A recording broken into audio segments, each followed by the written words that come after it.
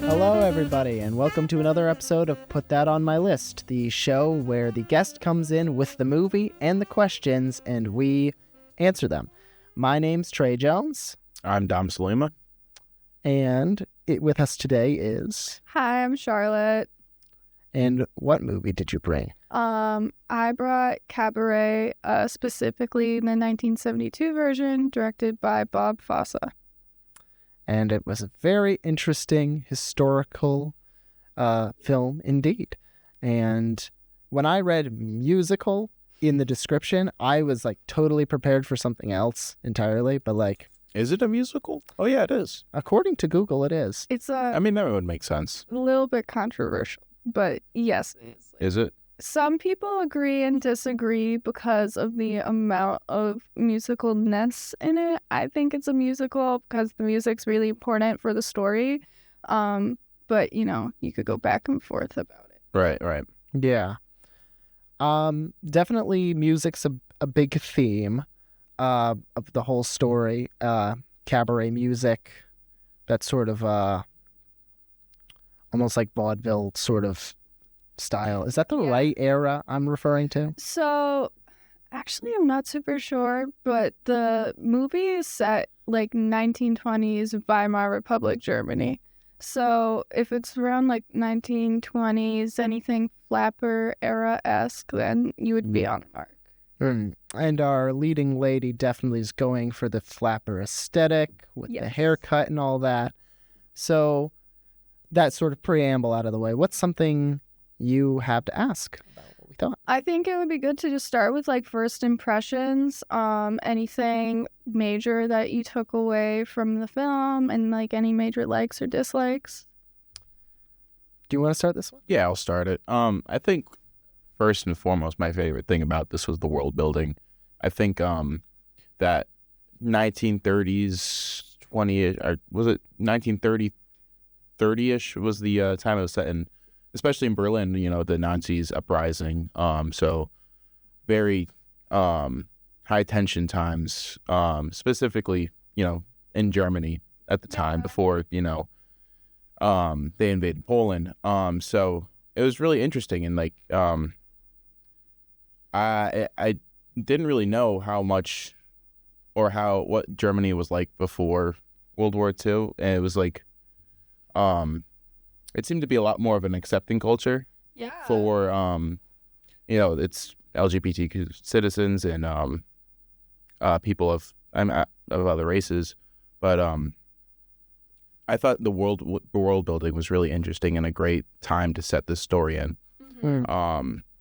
And especially for when the movie came out in the 70s. And I assume this was this released in America, right? This was an American movie? It is an American movie, although I'm pretty sure Bob Fosse isn't an American. I've tried to watch some of his other films, and they're not in English, very European. So I don't think the director's necessarily American. But it might be an American studio. Yes, okay. And like Liza Minnelli, I don't know if you guys know it, I'm blanking on the name, but the actor who plays Dorothy in Wizard of Oz, Liza Minnelli is her daughter. Yeah. So like...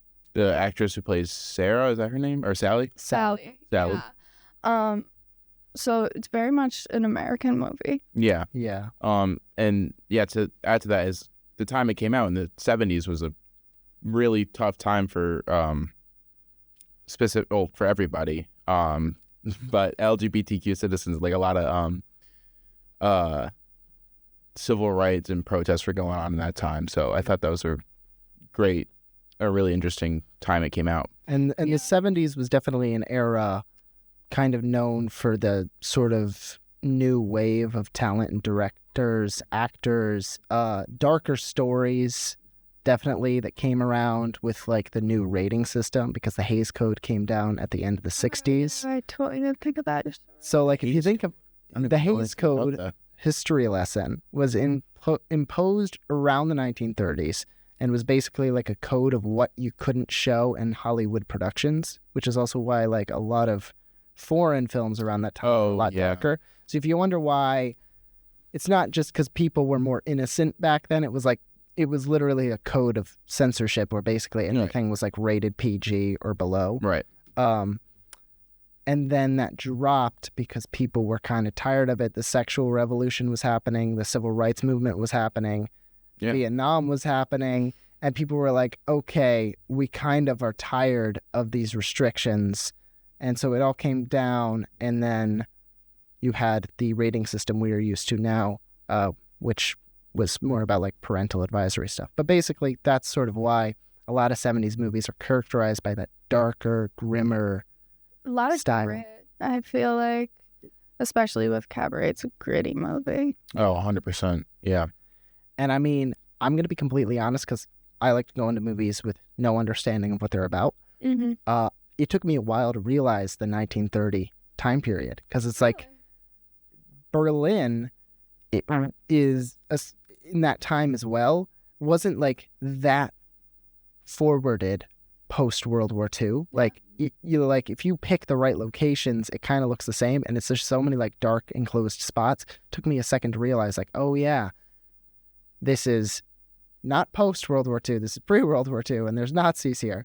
So that was like a fun little surprise, I guess. Fun, interesting surprise, intriguing surprise. Thought provoking. Oh, yeah. I wouldn't say Nazis are necessarily fun. Yeah, But from our perspective, yeah. Yeah. It is a very interesting time throughout all history to be set in. So, like I was saying earlier. Yeah. I think the time period is definitely really important for the setting because people don't really know about the Weimar Republic. Another little history lesson. That was like the intermediary democratic government that was in place in Germany after all the downfall of World War I, but before the Nazi regime. And I think it's really interesting in the movie because what I noticed is how fast it went from this very liberating culture from the fascist culture of the Nazi regime. And it's watching it's interesting because you can see those same parallels throughout history where it shifts through these extremes. I don't know if any of you two noticed anything like that, but like part of the movie is the extreme shift from one government and the connotations of that to the next. And I wasn't sure if you guys noticed any modern parallels or any other parallels throughout history at all. I mean, definitely, it's always we're always sort of in this back and forth in modern political spheres. It almost feels like everything with how we view any form of radicalism is sped up by things like the internet and stuff. Absolutely. But I did find it interesting how the transition was subtle at first. You even had Nazis who were in the cabaret itself doing things that in like 8 years would immediately, like if anyone was catching the fact that those guys were in that cabaret engaging in, you know, what was very anti-Nazi activity. But like it wasn't that immediate switch yet. Where like the propaganda wasn't getting churned out yet. And just like you were dealing with the leadership, the nobility at the time who were like, oh, they get rid of the communists, but we can keep a leash on them. And yeah. I think another subplot that kind of adheres to what you're talking about, that shift, is the their friend Fritz I think that's Brian's friend or I don't know. I can't remember. Yeah, you're right. But he's in love with this girl Natalia, and she's all like, no, you can't marry me. Doesn't want to do anything to do with him because she's Jewish, he's not, and she knows what's coming or has an idea of what is about to come, or maybe not even an idea, but the rise of anti-Semitism in Germany was a huge thing. So that really depicts what you were talking about, that shift from that temporary government, right? Yeah, it was like they tried democracy, and it just, the culture in Germany was so shaky at the time, it could never really, there was no strong foundation. Right. Yeah, and they were dealing with intense inflation. Like they didn't even have they didn't get to have a roaring 20s before the Great Depression came around for them. Mm-hmm. And I mean, this story is at around the start of the Great Depression, a couple of years in. And it was the perfect time for, a government to come up and promise people who were just looking for any way to improve their baseline, put blame on somebody, but then also institute these sweeping changes that are promising economic stability to be regained. And at that point, you kind of have the societal pyramid of necessities where it's people think more about human rights at the top of the pyramid. And then when there's no money or no food or no housing, they forget about those things. And you've got somebody who's promising the keys of the kingdom. That's how a power like that can come to be. And you do see that throughout the film. 100%. I wanted to ask you guys, how you felt about the music in the movie. Whether first, do you just like the music, and then maybe, how you feel that might have contributed to the story? Because we kind of alluded to that, but I feel like we can dig into that. Yeah, I can start that off. I mean, I didn't really realize I was considered a musical until you guys just said that, but it makes sense because there is a lot of music depicted in this. Yeah. It is a big part of the story. This all consistent at the Cabaret, right? They were the Kit Kat Club. Yeah. Yeah, that was I was just, I think I was taken a little off guard at some points. And I was just like, oh, cool. But then seeing her perform and, be in her spotlight, it really it touched a lot about her character. That's how it felt to me at first. I'm probably not the best at, breaking down music and how it contributes to the story, but I think it spoke a lot about her character and that, she wants what she wants and she's going to get what she wants. Yeah. One way or another. And I think that, I mean, this is going a little off rails from the musical part, but it really touches into the feminist aspects of the movie, and that's what it is. It explores feminism and her being her own person. So yeah. I thought the music kind of contributed to that in a way. Yeah. For sure. You have the consistency of the Cabaret as sort of the baseline. When we return there, we can get a direct comparison between the time we were spending there and the last time we were there. How are things changing in the world and not just in the bubble of the main characters? Mm-hmm. Because you're seeing kind of how the guests change, but also the songs kind of thematically link to major chapters. I don't think the irony was lost on me about singing about the money and, her taking this new lover who happens to be quite rich. Right. Which definitely introduces some tension in the story, you might say. Yeah. But I thought I liked the way it was used as a framing device, and you even had you had the guy, the host of the Cabaret. Yeah, the MC. The MC, who was kind of like the chorus, like in classical plays, he's like the chorus where, you keep returning to him and he's speaking almost straight to the camera in a lot of moments. Mm-hmm. And I was just really struck. It all came back to the ending when he's singing one more time and you get that look back in the glass and you're just seeing the increasing amount of Nazis in the audience. Yes. And that links with the fact that Sally decided to stay. And it's you stayed, but is this place going to stay how you remember it? Yeah, and that's what I love about Cabaret is that at surface level, it's just dealing with, these very provocative or fun themes. But then when you watch it, it deals with some really heavy stuff and you come out with it with some really nuanced, ideas. I really liked the way you put it where you talked about MC as the chorus because I never thought about it that way before, but you're 100% right. And then I agree that like the songs do frame the story. Like they are essential parts of the movie, and they show you, you know, the shifts that occur. So in that sense, it's a musical. I would say so. Yeah. I'd say. Yeah, and I agree. I didn't really think about it like that my first time around watching. I was like, oh, more music. Cool. But and then that really clicks to me, and it's like, oh, this is. It's the two sides, right? Yeah.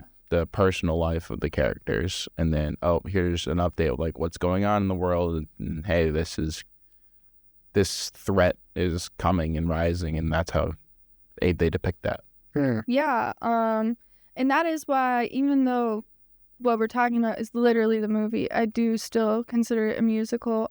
Cabaret is also, it's based off a musical. It's on Broadway. Not Broadway, but like they do show it. You can see it as the play. So the movie is based off a musical, and I think the way that they maintained that integrity is interesting. On a different note, I think maybe we should switch to a different idea, because one thing I wanted to ask you guys is escapism plays a really big role in the movie as a theme. Do you guys notice anything about that, or, you know, have any like key takeaways in regards to like anything about escapism or the imagination or those kind of ideas?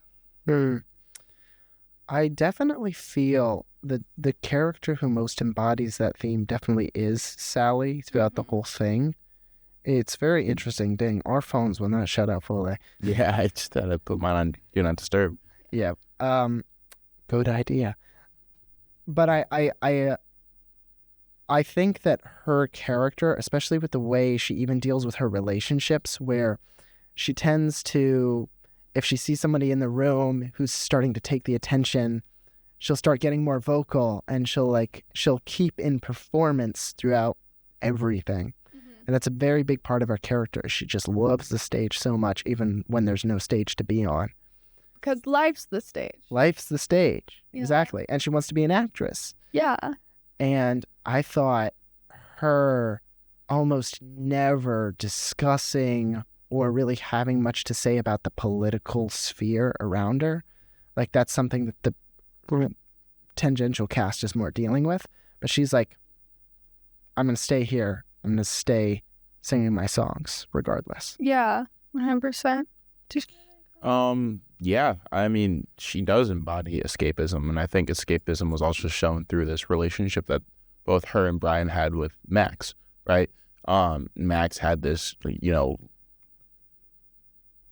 gorgeous, you know, excessive lifestyle where he's, you know, with, you know, very, very rich people. He's well off, has a beautiful house, and they kind of just ignore the rest of the world, right? And that was both of their forms of escapism.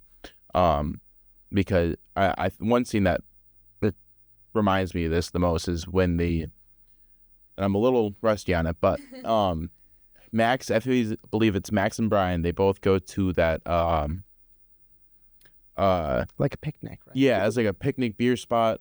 People are drinking beers, and then I think it might be a beer garden. Beer garden, yeah, I don't know, some German beer place. Anywho, there are Nazi soldiers. Could I call them soldiers at this point? I don't really know. They're more like the kid who starts singing is like a Hitler Youth. Yeah, it's like him. Yeah, exactly. So he starts singing, and eventually, you know, as the scene goes on, everybody starts singing and whatnot about. I couldn't tell you what the song is supposed to represent because I can't remember, but you can chime in real quick. So that song, I forget if it's just for Hitler Youth, but it's nationalistic, and yeah, that's the vibe I got. Yeah, it's about the fatherland, right? And I think you get it. Yeah. Nationalism at the whole, protecting the fatherland. Interestingly, sang in English. Yeah. I guess they didn't want to put up subtitles though. But eventually, Brian and Max just ditch the place and go do whatever they go to do. So it's just, another form, just like, oh, here's this present threat right in front of us, and we should probably be a little bit disturbed. Now let's just go to this other place and go do whatever we do.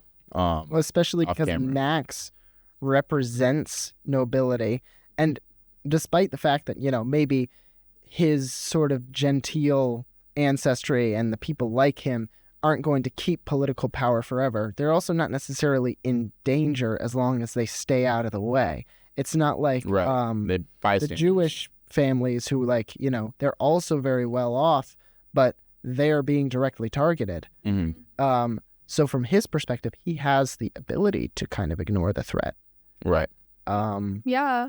And tying that back to the cabaret itself, I think it poses a really interesting question of, like, the difference between, engaging in art and escaping in art, where it's like all of this travesty is happening throughout the story and people are escaping, but in reality, maybe they should face, what's going on head on and, not just escape. On that note, we talked a lot about how, like, Sally Bowles, very much was that symbol of escapism. I was wondering how you guys felt about Liza Minnelli's performance, because obviously where there's multiple cabaret films, or rather like film productions, there's Broadway productions, there's a lot of different ways to portray that character. And I'm really curious to see what you guys thought about how she portrayed Sally Bowles. I thought she did great, personally. And she really struck me as, the independent woman who, is kind of resisting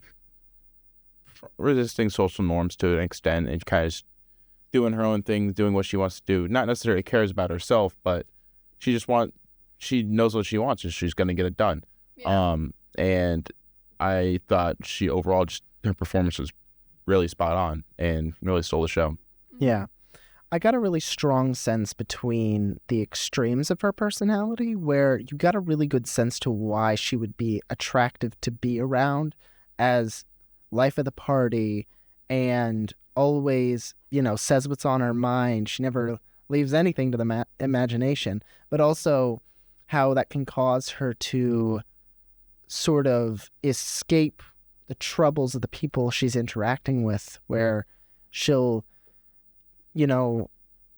when there's tension with the triple entente relationship they're dealing with, she'd rather just not speak about it, instead talk about a new hat she bought, and the coat and the shoe she left on the top of the bureau than like anything else. And I find that's why I noted that about the themes of escapism. But like, she's not the type of person to talk about her issues openly, nor to engage with the issues around her. She's almost like an aversion to conflict. And there's about to be a lot of conflict.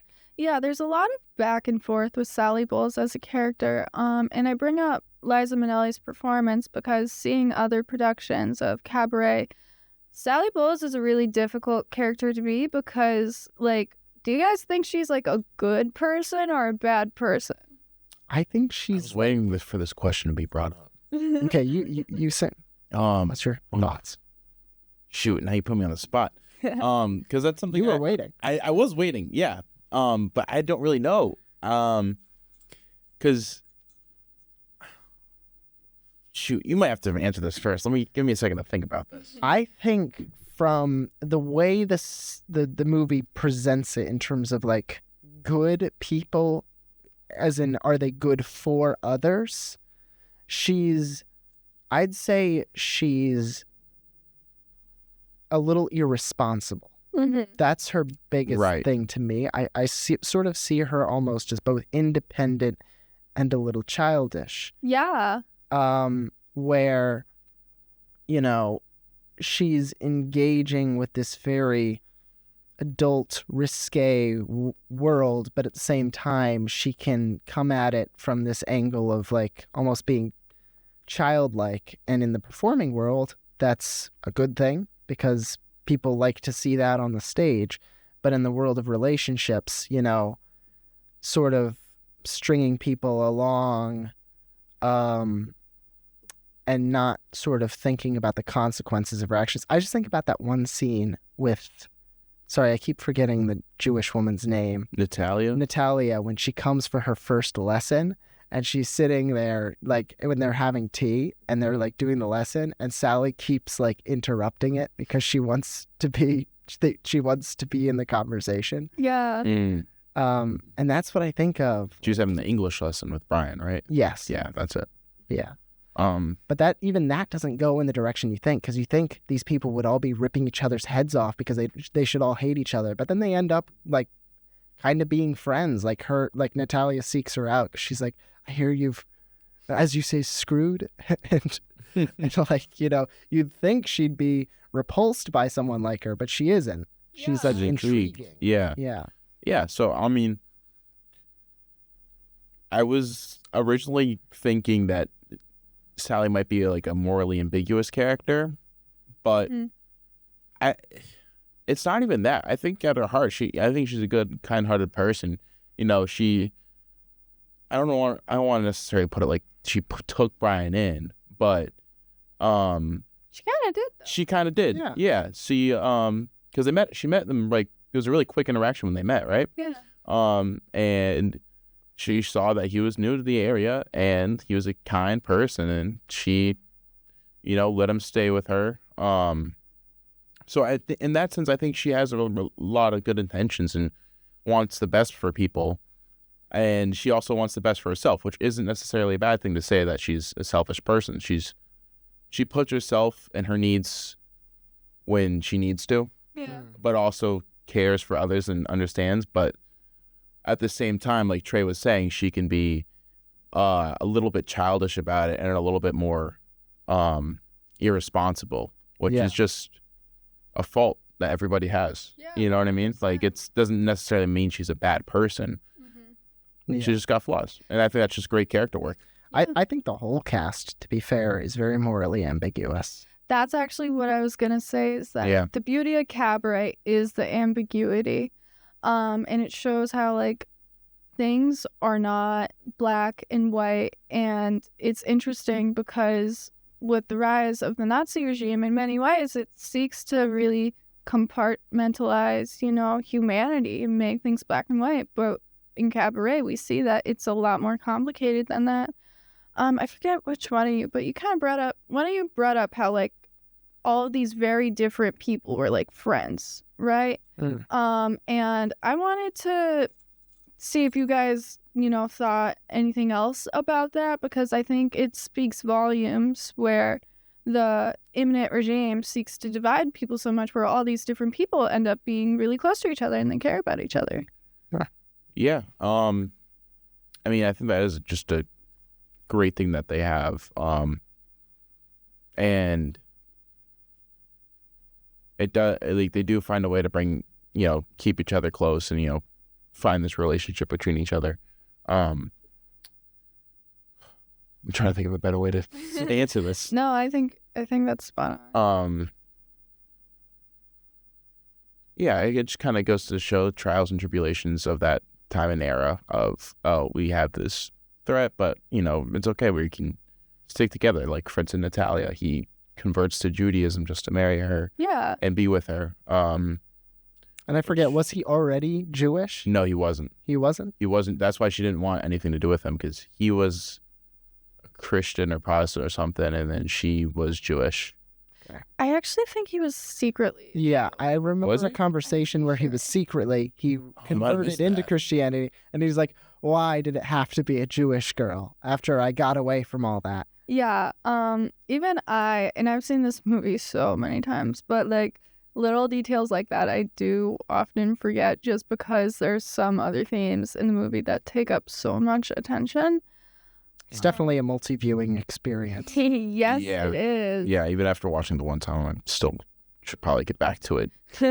Well, it's a pretty discursive movie, I feel like not in the way that, like, a movie like Pulp Fiction is, but, like, the plot isn't super clear all the time. So there are some parts of the movie where I felt like when I was watching it the first time, I was like, I don't really understand how this really fits in with the rest. And then, you know, there's songs that are like just thrown in there. It feels like sometimes and you're like, why is this in here? But they have a lot of symbolic significance. Especially the mud wrestling bit. Yeah.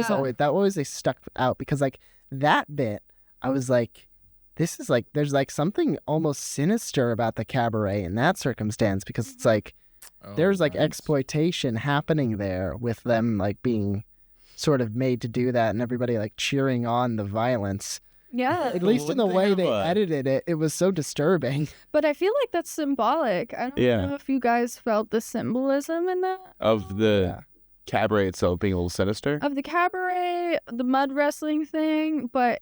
This is definitely a movie... Sorry to cut you off there, but you're fine. The lead guy, the MC at the cabaret, if I watched that when I was younger, he would be in my night. He scared me a little bit. He would be in my nightmares just a little bit. Freaky. Especially like he was like pushing Sally too with this whole thing with Maximilian. Yeah. Where he was like, go after him because he's rich. And it's like, you know, you almost have like a bit of a pimp angle to it where he's like saying like, go after the money. Right. Maybe that's also like symbolism for that luscious, flamboyant lifestyle that she's seeking of being an actress and singer. You know, and that's kind of like the enticing part of it. Yeah. And that's kind of what he represents in a way. Or in a different way, it's like, I feel like the cabaret, where it symbolizes escapism, it also shows the cost of escapism. You know, the sacrifices that are made when you don't confront reality. And that manifests in a lot of different ways. Shift conversation a bit. You'd brought up earlier how the MC kind of breaks the fourth wall a little bit. It's almost like he's speaking to the audience. If he is breaking the fourth wall, what do you think he's trying to tell the viewer?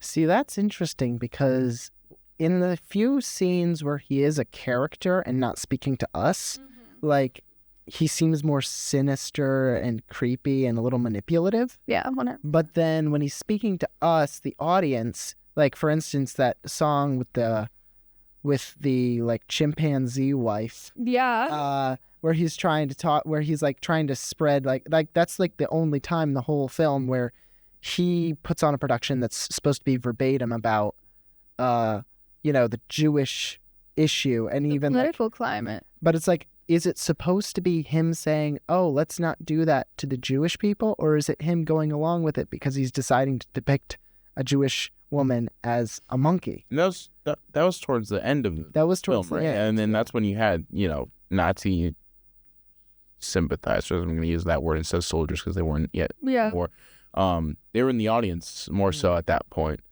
So that could be what that latter is what he's alluding to. Yeah, I feel like he had different motivations. Like there's a whole side story that we don't get to see involving his character. Yes. And particularly something I think about a lot is what his relationship with Sally Bowles is like, because there's this one scene where, you know, everyone's back is turned. So it's only them seeing Sally engaging with each other. They just stick their tongues out at each other. And it's a symbol. It's a sign for something. And we never, as the viewer, figure out what it means. And to your point, and also part of the ambiguity of the film is that you know that a lot of really complex relationships or power dynamics are going on in the film, but you never really learn what they are. You'd got a chance to talk about what you think the MC might be doing in relation to the fourth wall and trying to, you know, communicate with the audience. Did you have anything you wanted to say about that? For the fourth wall breaking? Yeah, it's like, what's the MC trying to like tell the audience if he is breaking the fourth wall? Yeah, I'm not really 100% sure if I can answer that as well as Trey did. I think Trey pretty much did a good job, and I would agree with him. Yeah, I mean, your response was pretty. But beyond that, I think that makes a really great storytelling device. And it kind of just further symbolizes the cabaret as this place that kind of updates with the world, the state of the world as the story goes on. And the message that he does, that he conveys to us, the audience, have a relationship with that. Yeah. I wish I could go further into detail. I just never really thought about that. Kind of a tough question. It is a tough question. But I think the MC is really interesting. In one way, he's kind of telling the audience like a cautionary tale that unfolds throughout the movie, that is shown in like this really dark irony in a lot of the songs that they sing. In a different way, he also is trying to invite the audience, and that's back to that theme of escapism of like, here life is beautiful and the girls are beautiful and we don't need to think about, the rise of fascism because we're in the Kit Kat Club. Back to the ambiguity, it's interesting how, at least to me, I think the MC is kind of doing both. He's telling a cautionary tale, but he's also literally telling you to take part in this cautionary tale. Yeah, kind of be a bystander and survive from the side. Yeah. Well, ride the wave a bit. Okay. Save for some of the...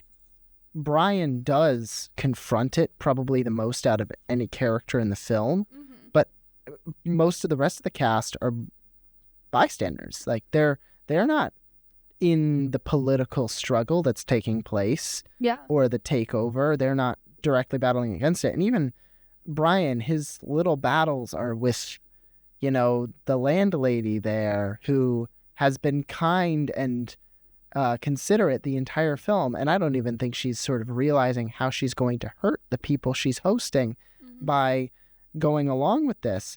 But I think that also is bringing into mind with the world building how everybody sort of being a bystander to the world around them is allowing these violent ideas, the political violence being tolerated, the hostility to outsiders being masked around nostalgic nationalistic anthems about the fatherland. Yeah. And it's like, it's really easy to get the people who knew how it used to be before the Great War and everything went to crap to be like, we can bring that back. And everybody is a bystander to what is about to happen. Yeah. And I think it's interesting that you bring up Brian. In the original play, he is from America, and then in the movie, he is from England. And I feel like it's not a coincidence that one of the only people in the movie who kind of refused to be a bystander is someone who isn't from Germany. I think there's some significance there to be interpreted. Yeah, I think that's a great point. 100%. But you also do have Sally, who is from America. Yes. And she is the most bystandery. This is true. Yeah. Which is interesting, but in a different way. Like, Sally's more assimilated to the culture. She's been in Germany for longer. A whole 3 months. But this is the great thing about this movie, is that you could go back and forth about kind of the whole movie. It's ambiguous. And I think it's safe to say that Sally and Brian do have very different morals or worldviews. Yeah. But kind of find a way to align those, or maybe not align them, but look past it, and that's where they fall in love with each other, or at least are attracted to each other. Yeah. And this just goes back to like, they're so different, but they find a way to like get along, and they like love each other. And it's like, there's this whole group of friends and they're all super different, but they all care about each other and they're friends despite, the odds in the political climate.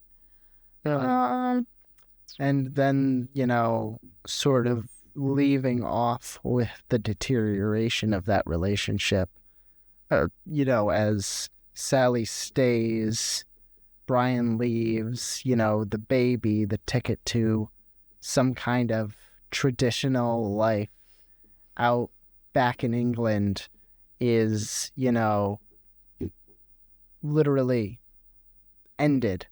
And then it's like, And obviously, yeah, I could never imagine Sally being, a housewife. Oh, God. She would never be the type, but like, sort of that to me was the last sort of solidification of them kind of coming to realize the differences between them. Yeah, in one way it's realizing the differences between them. I think it's also, the epic manifestation of, how long you can escape.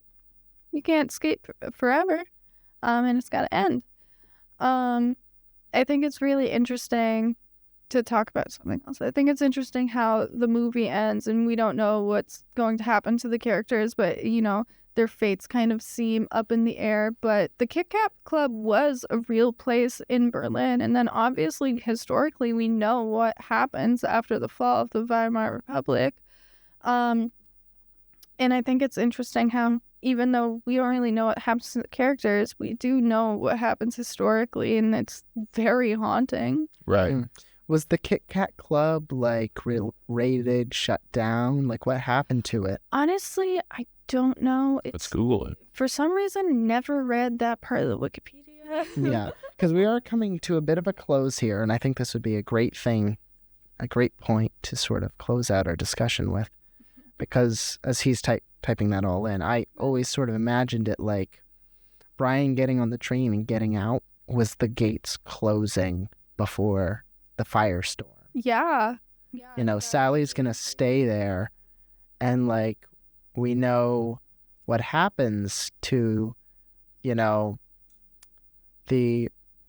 homosexuals, the LGBTQ, and other minorities, Romani. I think there were probably some involved too. And also criminals were first to, work in Nazi camps too. So it's would prostitution and, things of that manner be considered criminal? And, what does that imply for everyone who works at the cabaret? Yeah. And you just kind of get that feeling that there are enemies in their midst with that last shot. Because there are. Exactly. And it's so haunting. And then the imagery in the movie portrays that so well. Yeah. It's a great last shot. What do you see in there? Not much of it being raided or anything, but it looks like it moved locations a couple times, but nothing too juicy, I'm not gonna lie. That's probably why I didn't remember how it closed. I actually did have a question for you, Charlotte. Where did you first find this movie? How'd you find it? How'd you come across it? So I have a friend who's really into black and white silent films and also musicals. And I feel like this is kind of a synthesis of both those things. And the older movie and then the musicals. Yeah, and then it's the setting. So she talked about it all the time, and I watched it, and I just was completely floored. I was in high school, and I was in our drama club at the time, and I think I watched it 10 times in 1 week when I first saw it. Truly, it's an incredible movie. But I learned about it through a friend who just has kind of weird interests. There you go. Maybe that's what we should do. What we should do more often is ask people how they found these movies. Yeah, that's a good one. I mean, to start off, it kind of reminds me of the Yellow Submarine episode. I wasn't. That was in the Spencer. Era. Yeah, but Spencer era. We like when people come with weird movies that you wouldn't have known about. That's right. That is the point of put that on my list. And so, if we don't have any other major closing thoughts, I think we're good. That is going to wrap it for this episode. Thank you, Charlotte, for coming in and bringing us Cabaret, which was put on the list, and now I can check off the list as we have concluded it. So, thank you for coming, and we hope to see you next time. Thank you, guys.